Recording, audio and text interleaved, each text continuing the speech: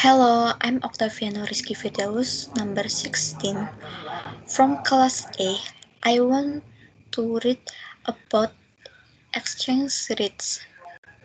The Bretton Woods Agreement of 1944 established fixed exchange rates defined in terms of gold and the US dollar between 1944 and 1971. Many currencies were pegged against the US dollar, i.e., their parities with the US dollar were fixed. In this period, a US dollar was a promissory note issued by the United States Treasury. If anybody requested, the Treasury had to exchange two notes of 1/35 of the ounce of gold. Under the system, overvalue or undervalue currencies could only be adjusted with the agreement of the International Monetary Fund. Such adjustments are called devaluation and revaluations.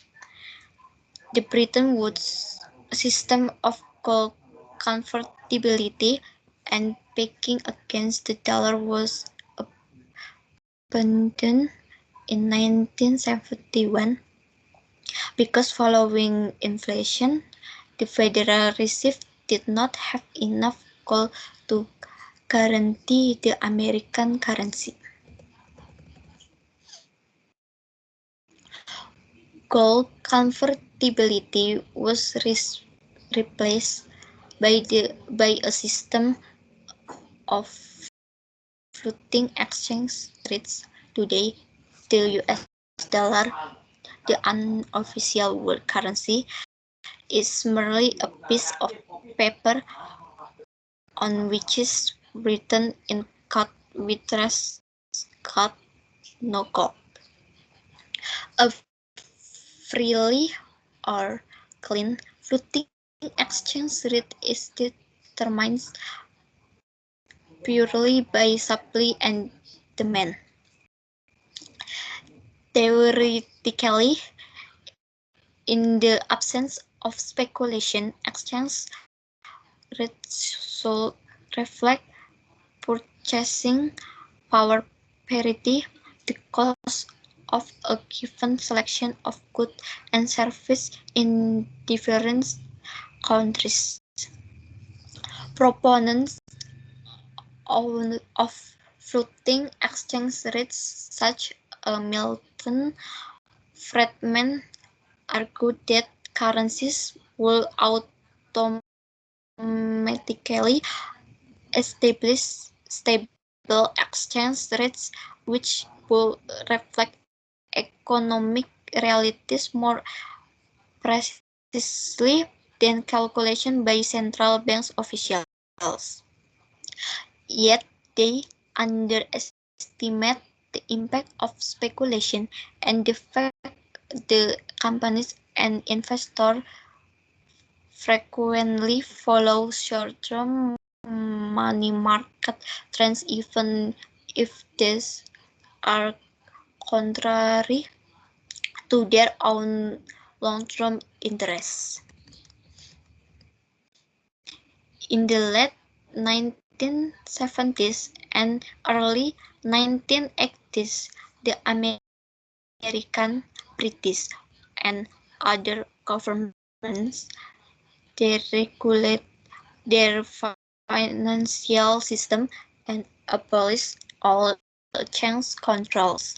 Residents in these countries are now able to exchange any amount of their currency for any other convertible currency. This has led to the current situation in which 95% of the world currency transactions are unrelated to transaction of goods but are purely speculative. Enormous amounts of money move around the world, causing high interest rates or capital gains as investors, including rich individuals, companies, and pension funds, seek to maximize the value of their assets. In London alone, in the late 1990s, over $300 billion worth of currency was traded on an average day, the equivalent of about 30% of the value of the goods Britain produces each year. Banks, of course, make a profit from the spread between a currency's buying and selling prices. Few governments, however, leave exchange rate wholly at the mercy of market forecasts. Most of them attempt to influence the level of their currency when necessary. Managed or dirty floating exchange rates are more common than freely floating ones.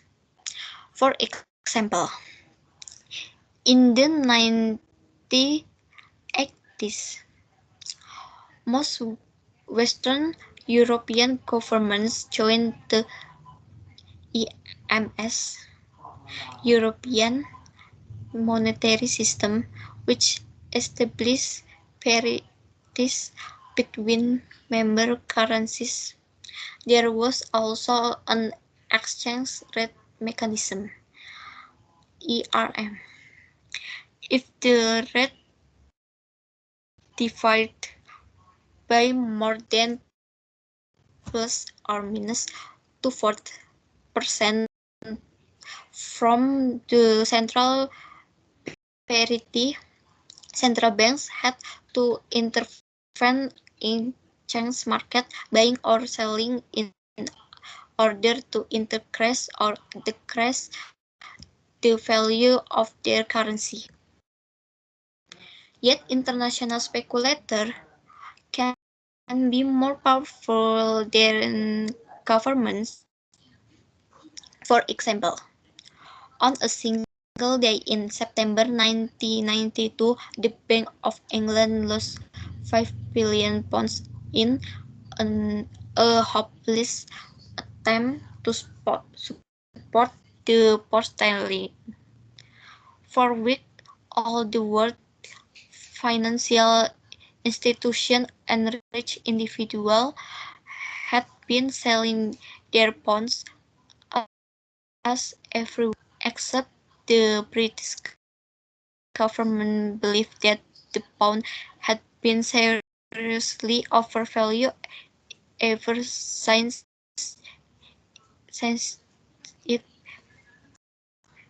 belatedly joined the ERM in 1990, when the British Central Bank ran out of reserves and could no longer buy bonds. The currency was withdrawn from the ERM and allowed to float, instantly losing about 15% of its value against the D-Mark. The next year, speculators attacked 5 other European currencies and the European monetary system was suspended. It was later reintroduced thus in a looser form. Many manufacturers are in favor of fixed exchange rate or a single currency, although it is possible to some extent to hedge against currency fluctuation by way of future contracts. Forward planning is difficult when the price of raw materials bought from abroad or the price of your products in export markets can rise or fall by 50% in only a few months. Since exchange control were abolished, currencies including the US dollar and the pound sterling have in turn appreciated by up to 200% and then depreciated by more than 50% against the currencies of major trading partners. Pressure from industrials and governments led to the introduction of the euro. 12 countries fixed their exchange rates against the new currency and beginning in 1999, the new currency was used as a means of payment between companies and in foreign trade, and bonds were denominated in it. The euro came into existence as a real currency in 2002 when the old notes and coins in the 12 member countries were withdrawn. Thank you.